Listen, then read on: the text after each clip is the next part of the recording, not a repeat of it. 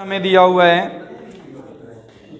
एक कण चक्रज s बराबर 4a साइन साई में एक समान वेग v से गमन करता है। सिद्ध कीजिए कि किसी बिंदु पर उसका त्वरण v² upon 4a cos Sai है। A point describe a cycloid s is equal to 4a sin psi with uniform velocity v. Prove that its acceleration at any point is v² upon 4a cos psi. तो एक तो हमें चक्रज दे रखा है s is equal to 4a sin psi, इसकी velocity एक v constant दी हुई है। वेलोसिटी इसमें सिर्फ स्पर्शरेखीय वेलोसिटी होती है या टेंजेंशियल वेलोसिटी होती है जो v के इक्वल दी हुई है, हमें जो कांस्टेंट है ये गिवन है। हमें एक्सेलरेशन निकालना है। अगर एक्सेलरेशन निकालना है तो जो स्पर्शरेखीय त्वरण होगा, स्पर्शरेखीय त्वरण d2s/dt² होता है। अगर इसका एक बार और अवकलज करेंगे 0 आएगा, इसका मतलब स्पर्शरेखीय त्वरण इसका 0 होगा। अभिलंबिक त्वरण, अभिलंबिक त्वरण की बात करें तो ये होता है हमारे पास v² अपॉन रो ds/d होता है। ds/d इसका अवकलन करेंगे तो ये 4a cos साई आ जाएगा। ये वैल्यू पुट कर दें तो अभिलंबिक त्वरण हो जाएगा।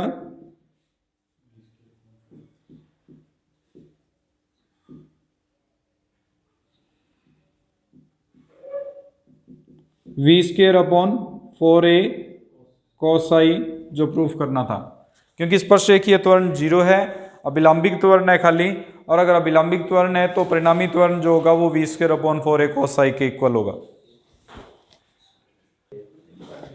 दूसरे क्वेश्चन में हमें दिया हुआ है if the tangential and normal components of the acceleration of a moving particle are always equal, prove that its velocity is varies as e power psi. यदि किसी गतिमान कण के स्पर्शरेखीय और अभिलंबिक त्वरण सदैव समान हो तो सिद्ध कीजिए कि उसका वेग e की पावर साई के समानुपाती होगा। तो यहां हमें यह दिया हुआ है एक स्पर्शरेखीय त्वरण और अभिलंबिक त्वरण बराबर हैं।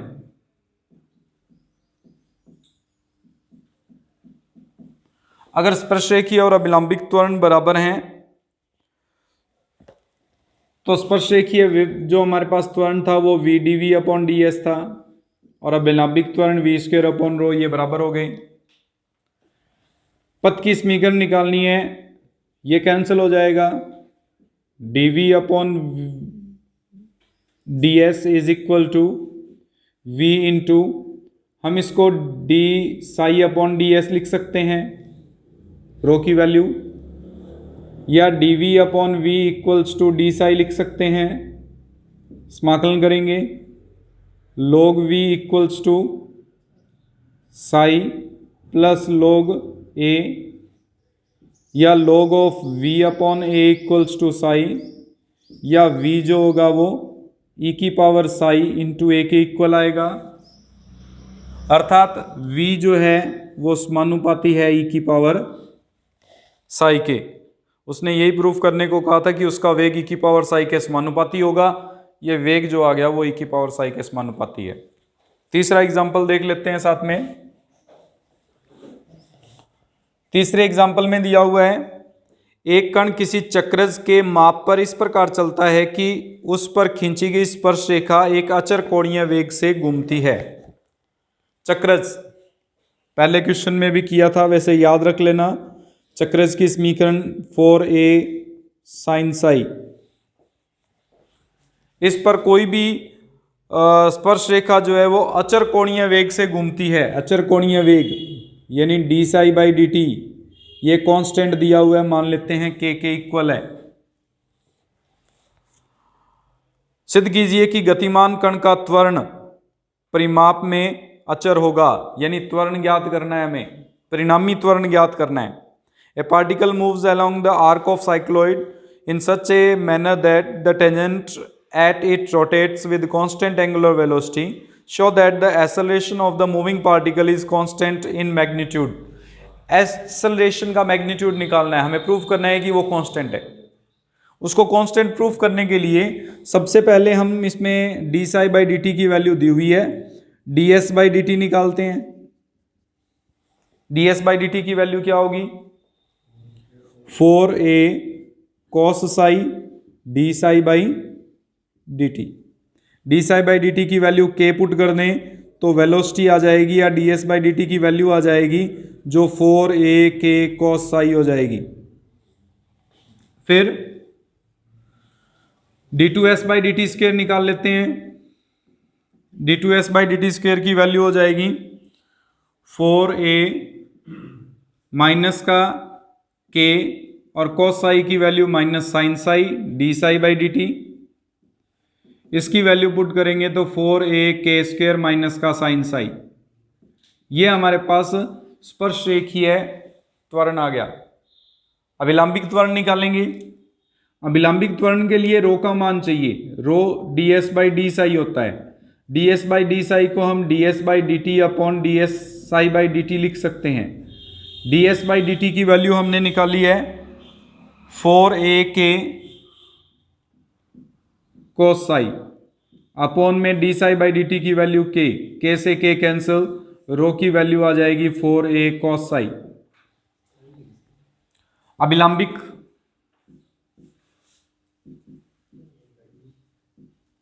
त्वरण सूत्र था v स्क्वेयर अपॉन रो। v का मान हमने निकाला है 16a square k square cos square psi upon rho का मान है 4a cos साई। एक cos साई से cos साई कैंसिल, एक a से a कैंसिल, 4 से ये कैंसिल हो जाएगा, ये बन जाएगा 4a k square cos Sai. परिणामी त्वरण निकालना है। परिणामी त्वरण वर्गमूल होगा d s by d two s by D t square का whole square plus v square upon rho का होल स्क्वेयर। ये मान हमने निकाले हैं minus 4a k square sine psi, इसका होल स्क्वेयर करेंगे तो ये बन जाएगा 16a स्क्वेयर k की power 4 sine square psi plus v square upon rho का मान, इसका स्क्वेयर करेंगे 16a square k square cos square Sai. 4a k square common आ जाएगा, sign square psi plus cos square Sai 1 बन जाएगा। और ये जो वैल्यू आ रही है वो एक कांस्टेंट वैल्यू है जो हमें प्रूफ करना था। अर्थात अगर कोई भी कण जो है वो एक चक्रज में किसी स्पर्श रेखा जो स्पर्श रेखा है वो अचर कोण से घूमती है तो उसका परिणामी त्वरण एक कांस्टेंट वैल्यू होगी। नेक्स्ट इसमें फोर्थ क्वेश्चन है, a point P describes an equiangular spiral R is equal to a e power theta cot alpha with constant angular velocity about the pole O. Show that its acceleration varies as OP and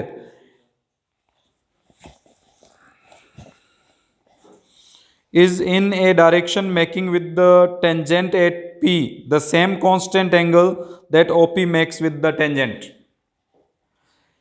एक बिंदु P ध्रुव O के सापेक्ष अचर कोणीय वेग से एक समान कोणिक सर्पल R is equal to a e की पावर थीटा कोट अल्फा में गमन करता है। यानी एक कोई भी बिंदु P है वो ध्रुव O के सापेक्ष अचर कोणीय वेग से एक समान कोणीय सर्पिल R equals to a e की पावर थीटा कोट अल्फा में गमन करता है। ये R और थीटा में समीकरण दे रखी है। R और थीटा में अगर समीकरण दे रखी है तो वो OP के सापेक्ष अगर कांस्टेंट वेग से कोणीय वेग से घूमता है तो इसका मतलब D theta by D T की वैल्यू दी हुई है हमें जो कांस्टेंट है, हम उसको लेट करके चलेंगे कि ये कांस्टेंट वैल्यू है। सिद्ध कीजिए कि उसका त्वरण, वो उसके ऊपर जो लगने वाला उस बिंदु पर त्वरण उत्पन्न होगा वह OP के समानुपाती, यानी एक तो हमें सिद्ध करना है कि OP ध्रुवांतर रेखा के समानुपाती है उसका त्वरण, और उसकी दिशा P पर स्पर्श रेखा से उसी अचर कोण से बनाती है जो OP उस स्पर्श रेखा से बनाती है। डायग्राम समझ लीजिए थोड़ा सा इसका पहले। एक वक्र दिया हुआ है, S is equal to R is equal to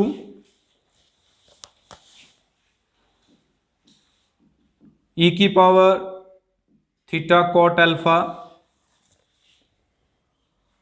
a into, ये मान लो वक्र है, यहां पे बिंदु P है, ये ध्रुव है O, ये इनिशियल लाइन है। ये कह रहा है कि ये P जो बिंदु है वो इस प्रकार से इस O के सापेक्ष अचर कोणीय वेग से घूमता है। इसका मतलब इस थीटा में परिवर्तन जो है वो अचर है, कांस्टेंट है, मान लेते हैं ओमेगा के इक्वल है, D theta by D T हमें दिया हुआ है। के मान लीजिए चाहे ओमेगा मान लीजिए, बात एक ही है। उसके बाद में उसने ये कहा है कि इस पर जो त्वरण उत्पन्न होता है वो ही त्वरण, उसकी जो मान होगा वो एक तो ओपी के समानुपाती होगा, यानी ओपी पर पी बिंदु पर जो त्वरण है वो एक हमें तो सिद्ध करना है कि ओपी के समानुपाती है। अगर ओपी को आर मान के चलते हैं तो हमें सिद्ध करना है कि ये समानुपाती है आर के। एक इस पर जो त्वरण उत्पन्न हो रहा है, अब इस पर त्वरण जो उत्पन्न हो रहा है मान लेते हैं वो इस दिशा में उत्पन्न हो रहा है, या हमारे पास इसको विपरीत दिशा, इसी दिशा में लेके चल लेते हैं। यहां पे हमारे पास कोई भी त्वरण उत्पन्न हो रहा है, सपोज करके चल रहे हैं हम कि यहां पे हमारे पास त्वरण उत्पन्न हो रहा है। वैसे तो त्वरण जो उत्पन्न होता है वो हमेशा कौन सी दिशा में होता है? ये हमारे पास वक्र है, इस वक्र पर ये स्पर्श रेखा है, ये लंबवत रेखा है। स्पर्श रेखीय और अभिलंबिक दोनों त्वरण होते हैं, लेकिन ये त्वरण के घटक हैं। वास्तविक त्वरण जो होता है वो इन दोनों के बीच में हमारे पास इस तरह से घटक उत्पन्न होता है, यही त्वरण को व्यक्त करता है। अगर मैं इसको आगे की ओर बढ़ा दूं तो हमें यह सिद्ध करना है कि ये जो ओपी रेखा इसके साथ कोण बना रही है और ये जो त्वरण है वो स्पर्श रेखा के साथ जो कोण बना रहा है वो दोनों बराबर होंगे। ये हमें सिद्ध करना है। इसमें रिपीट कर रहा हूं, आपके पास बल के अंदर या त्वरण के अंदर ये टॉपिक किया हुआ है कि अगर ये त्वरण उत्पन्न हो रहा है तो इसके दो घटक थे, एक लंबवत घटक और एक क्षैतिज घटक, जो एफ कॉस थीटा और एफ साइन थीटा से व्यक्त किया जाता है। उसी प्रकार से ये अगर स्पर्श रेखा है और इसके अभिलंबवत हमारे पास ये मान के चलते हैं इस चित्र में कि ये इसके लंबवत है, स्पर्श रेखा के लंबवत, तो जो त्वरण उत्पन्न होगा वो हमारे पास इस दिशा में होगा जो इन दोनों के बीच में आएगा। हमें यह सिद्ध करना है कि ये कोण फाई होता है, हमें पता है, स्पर्श रेखा और ध्रुवांतर के बीच में, और ये त्वरण की दिशा है, इस त्वरण की दिशा में जो कोण बनेगा वो भी फाई के बराबर होगा। ये हमें सिद्ध करना है। इसमें इसको सिद्ध करने के लिए हम इसमें सबसे पहले त्वरण ज्ञात करते हैं और उसके बाकी की कंडीशंस को सॉल्व करेंगे। त्वरण यहां पे कौन से त्वरण उत्पन्न होंगे? ये समीकरण सारी की सारी हमें किस में दे रखी है? ध्रुवांतर, ध्रुवीय रूप में दे रखी है। अगर ध्रुवीय रूप में दे रखी है तो जो त्वरण होंगे वो एक तो स्पर्श रेखीय और अभिलंबिक त्वरण ना होकर यहाँ पे ध्रुवांतर और जो हमारे पास अरीय और अनुप्रस्थ त्वरण उत्पन्न होंगे, वो अरीय और अनुप्रस्थ त्वरण निकालने पड़ेंगे इसमें, न कि स्पर्श रेखीय और अभिलंबिक। समीकरण अगर आर और थीटा के रूप में आ जाए तो अरीय और अनुप्रस्थ त्वरण होंगे, और अगर आपके पास समीकरण एस और साई के रूप में आ जाए तो जो स्पर्श रेखीय और अभिलंबिक त्वरण थे वो निकालने पड़ते हैं। सबसे पहले अरीय त्वरण निकालते हैं। अरीय त्वरण का सूत्र r double dot minus r theta dot का स्क्वायर। आर डॉट निकालेंगे तो ए कॉट अल्फा ई की power theta cot alpha. R double dot निकालेंगे तो ए कॉट स्क्वायर अल्फा, यहाँ थीटा डॉट और आएगा, थीटा डॉट की वैल्यू ओमेगा पुट हो जाएगी, और ई की पावर थीटा कॉट अल्फा फिर से एक बार हमने डिफरेंशिएट किया इसलिए थीटा डॉट बनेगा। सॉल्व करेंगे तो a omega square cot square alpha और ई की पावर थीटा कॉट अल्फा बन जाएगा। थीटा डॉट की वैल्यू पता है हमें, अगर अरीय त्वरण में पुट करें तो अरीय त्वरण आर डबल डॉट यानी a omega square cot square alpha e की power theta cot alpha minus r into omega square. इस ए ई की पावर थीटा कॉट अल्फा को वापस से हम आर पुट कर सकते हैं। अगर इसको आर पुट करेंगे तो ये बन जाएगा are omega square common cot square alpha -1, ये माइनस था या प्लस था बीच में? माइनस था। तो ये हमारे पास पहला स्टेप बना है, इसमें अरिय त्वरण आया हमारे पास। फिर निकालते हैं अनुप्रस्थ त्वरण। अनुप्रस्थ त्वरण का सूत्र 1/r d/dt of r square theta dot. Theta dot की वैल्यू ओमेगा है तो ओमेगा अपॉन आर आ जाएगा। आर स्क्वायर का जब करेंगे हम डिफरेंशिएशन 2r इंटू एक आर से एक आर कैंसिल हो जाएगा। आर डॉट की वैल्यू पुट कर दें 2 ओमेगा इंटू आर डॉट की वैल्यू ये रही। इस ए ई की पावर थीटा कॉट अल्फा की जगह पर वापस से आर पुट किया जा सकता है और थीटा डॉट की जगह पर ओमेगा, तो ये बन जाएगा r cot alpha into omega, जिसको 2 omega square are cot alpha लिख सकते हैं। हमारे पास परिणामी त्वरण निकालना है। सबसे पहले परिणामी त्वरण वर्गमूल अरिय त्वरण का स्क्वायर प्लस अनुप्रस्थ त्वरण का स्क्वायर होता है। अरिय त्वरण का स्क्वायर करेंगे तो आर स्क्वायर ओमेगा की पावर 4 कॉट स्क्वायर अल्फा -1 का होल स्क्वायर, और अरिय त्वरण का जब निकालेंगे तो 4 ओमेगा की power 4 r square cot square alpha. R की स्क्वायर कॉमन आ रही है तो आर बच जाएगा, बाकी जो भी टर्म बच रही है वो हमारे पास है ओमेगा की पावर 4 कॉट स्क्वायर अल्फा -1 का whole square minus 4 times of omega की पावर 4 कॉट स्क्वायर अल्फा। ये सारी वैल्यूज कांस्टेंट है क्योंकि ओमेगा भी कांस्टेंट है, कॉट अल्फा भी कांस्टेंट दिया हुआ है इसमें हमें। अगर ये सभी वैल्यू कांस्टेंट है तो परिणामी त्वरण जो है वो समानुपाती है हमारे पास आर के। आर का मतलब है ओपी ध्रुवंतर रेखा, अर्थात परिणामी त्वरण जो है वो ओपी के समानुपाती होगा। पहली कंडीशन प्रूफ हो गई इसमें। दूसरा कोण और ज्ञात करना है हमें। कोण ज्ञात करने के लिए सबसे पहले त्वरण द्वारा बनाया गया कोण ज्ञात करते हैं। जो 10 अगर हम सपोज कर लें 10 बीटा है तो वो हमारे पास इक्वल होता है अरिय त्वरण बटे अनुप्रस्थ। अनुप्रस्थ त्वरण बटे अरिय त्वरण के बराबर होता है ये हमेशा। तो अनुप्रस्थ त्वरण है इसमें 2 omega square are cot alpha बटे में आ जाएगा are omega square cot square alpha -1।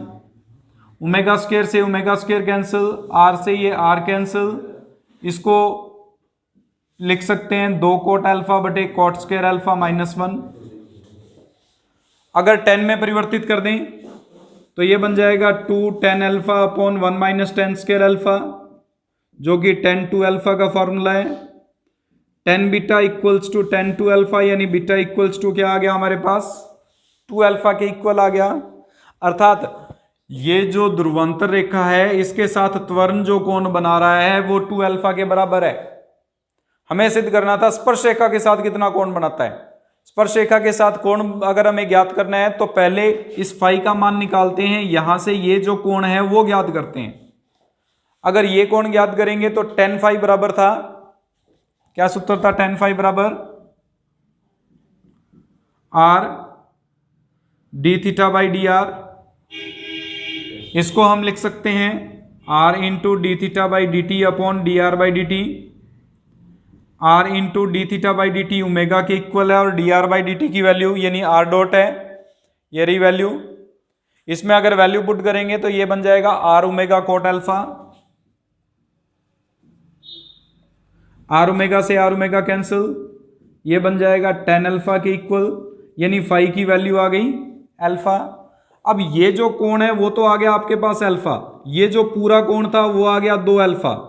तो ये जो कोण बचा वो कितना बचा, जो हमें सिद्ध करना था कि स्पर्श रेखा जो ध्रुवंतर रेखा से कोण बनाती है वही त्वरण जो है वो स्पर्श रेखा से कोण बनाता है। तो यहां पे हम लिखेंगे त्वरण व स्पर्श रेखा में कोण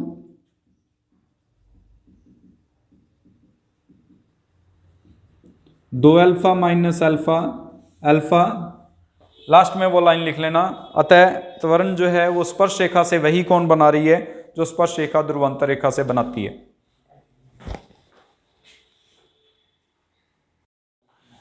पांचवें सवाल में हमें दिया हुआ है इसमें, एक कण किसी वृत्त के व्यास ए बी पर अचर वेग से गमन करता है और एक अन्य कण विरामावस्था से अर्धपरिधि ए बी पर एक समान स्पर्श रेखीय त्वरण से चलता है।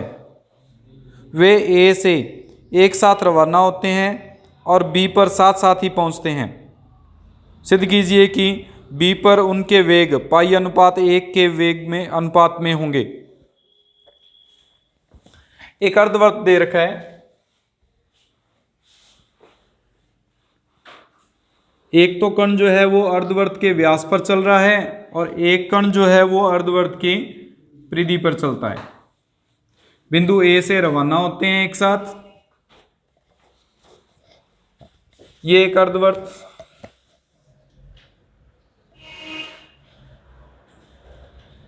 इस अर्धवृत्त में ये बिंदु ए है, ये बिंदु बी है। इस अर्धवृत्त की त्रिज्या मान लेते हैं स्मॉल ए।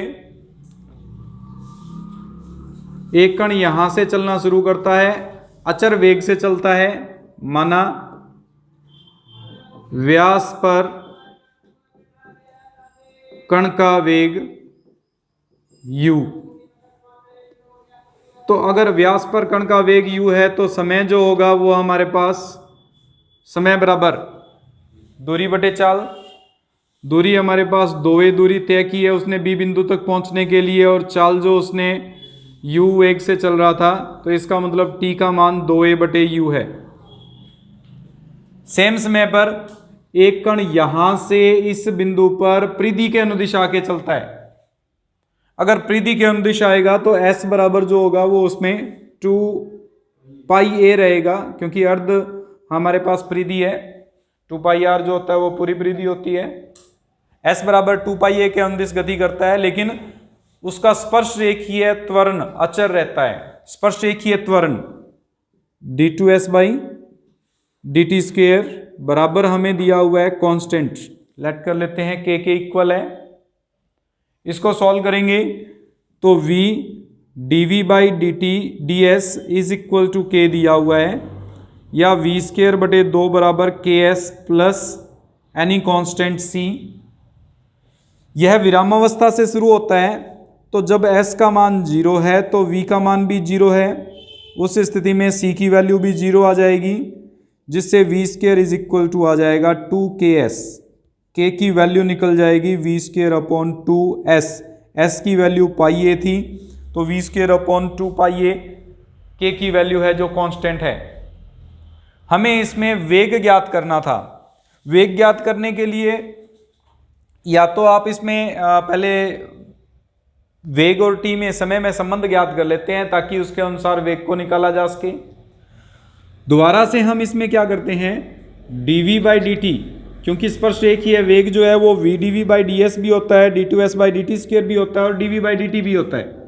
अगर dv बाई dt को इक्वल्स टू k लेके चलते हैं तो v की वैल्यू आ जाएगी kt plus any constant a ले लेते हैं इस बार। जब t बराबर 0 तो v बराबर 0, उस स्थिति में a बराबर भी 0 आ जाएगा, v बराबर हो जाएगा k इंटू टी। k की वैल्यू अभी अभी हमने निकाली, v square upon 2 pi a, और t की वैल्यू फर्स्ट में हमने, क्योंकि समय दोनों एक साथ पहुंचते हैं तो दोनों द्वारा लिया गया समय एक समान होगा। पहले कण द्वारा लिया गया समय 2a अपॉन u है, तो दूसरे कण द्वारा भी लिया गया समय 2a अपॉन u के इक्वल होगा, इसलिए 2a अपॉन u लेके चलेंगे। 2 से 2 और a से a कैंसिल, एक v से एक v कैंसिल। हमें v अपॉन u की वैल्यू निकालनी थी, ये पाई इस तरफ आ जाएगा तो पाई अपॉन 1 बचेगा जो पाई रेशो 1 के इक्वल है, अर्थात बिंदु b पर कण के जो वेग हैं वो पाई अनुपात 1 के अनुपात में होंगे।